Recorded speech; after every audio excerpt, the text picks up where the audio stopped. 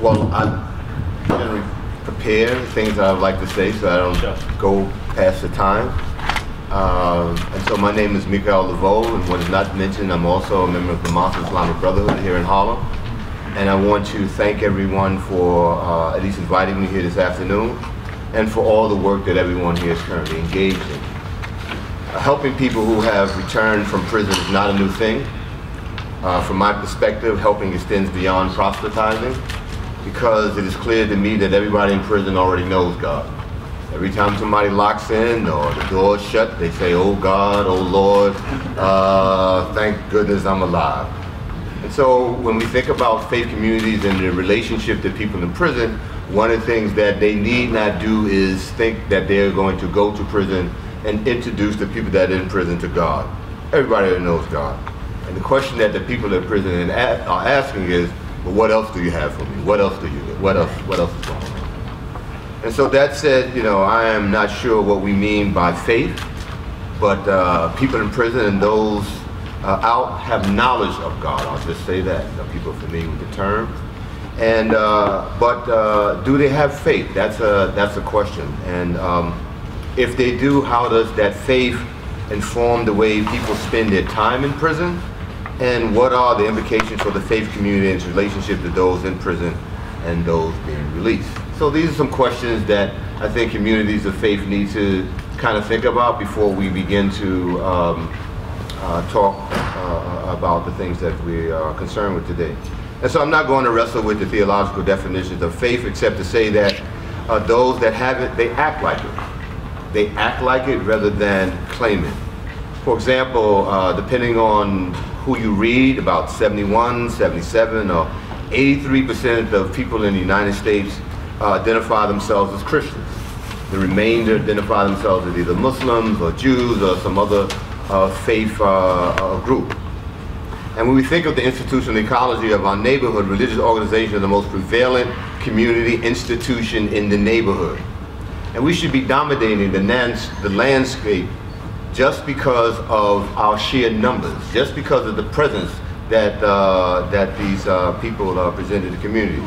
The sheer number of people claiming to be people of faith, coupled with the large number of religious structures, suggests that religious organizations and congregations are at least positioned to do more justice work than they're actually doing. And by justice work, I mean that work that will challenge the conditions in the communities that are likely to be criminogenic and psychologically harmful. And that is communities that are pretty much plagued by poor performing schools, few avenues where people may learn skills for employment, few opportunities for employment, neighborhoods in need of beautification, replacing of windows, trash, etc., etc., etc. We should be effectively involved in changing the conditions that generally lead to incarceration rather than chasing the horse after it's gotten out of the barn.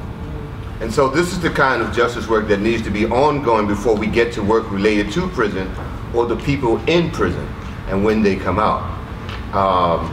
There seems to be a need for understanding that the prison piece is in my estimation, an after effect of our collective failure to address those matters where we are in terms of the conditions that lead to what we're here to talk about. If communities of faith were acting like they believe, perhaps more of us would collectively impact the landscape and minimize the use of prisons as policy solutions for those we have collectively failed. It is clear to me that people of faith dominate the social and ecological landscape, but our effect has been neutralized by the notion that there must be some type of separation between church and state. We seem to restrict ourselves because of our, I don't know if it's a need, but the way in which we compartmentalize our work. We do what we do in places rather than act all the time with respect to what it is that we say we are about. So practicing, as I see, many of our beliefs are, as was said in one of the circles that I just left, are beliefs that are practiced inside of buildings rather than acting them out, or rather than letting them manifest themselves inside or outside in the world. And so I think that we must find a way to change that approach to what we do and how we live. People in prison are going to believe. I believe that it is their faith, and here we'll translate faith to mean increased level of consciousness about their relationship with deity, or acting upon that increased knowledge to engage in their own personal transformation. I believe that it is the faith of people in prison that help them counter some of the negative narratives that they've heard about themselves and to some extent that they have internalized. I believe that it is their faith that enables them to withstand some of the seductions of the negative influences that they are often susceptible to. And I think it is their faith that facilitates either the restoration or rebuilding or reclaiming of their own humanities under the most adverse of circumstances. What is also not mentioned is I spent 32 years under correctional supervision. So I have firsthand experience in terms of the transformative power of faith, in terms of what it can do if one believes, and not only believes and just echoes that, but also acts like it. So they do this while they're in prison, but when they come home to the same conditions in which they left, the same conditions that might have facilitated their waywardness, and they do not receive the fellowship and the love that they need to sustain them as they meet the new challenges of, quote unquote, the new world. As Paul, and I'll echo that, I believe that most of the people here are people, followers of Christian doctrine.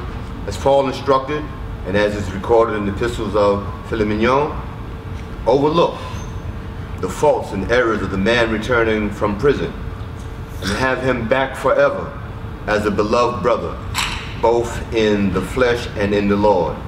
And in addition to facilitating access to tangible things, that is how communities of faith can support people in prison and those coming home. We need to support them by treating them as if they were family, treating them as if they were indeed our brothers, as if they were indeed our sons, as if they were indeed our sisters and our mothers and our fathers, and simply show them some love. I believe that acts of faith, such as love, can go a long way. Thank you very much. Thank you.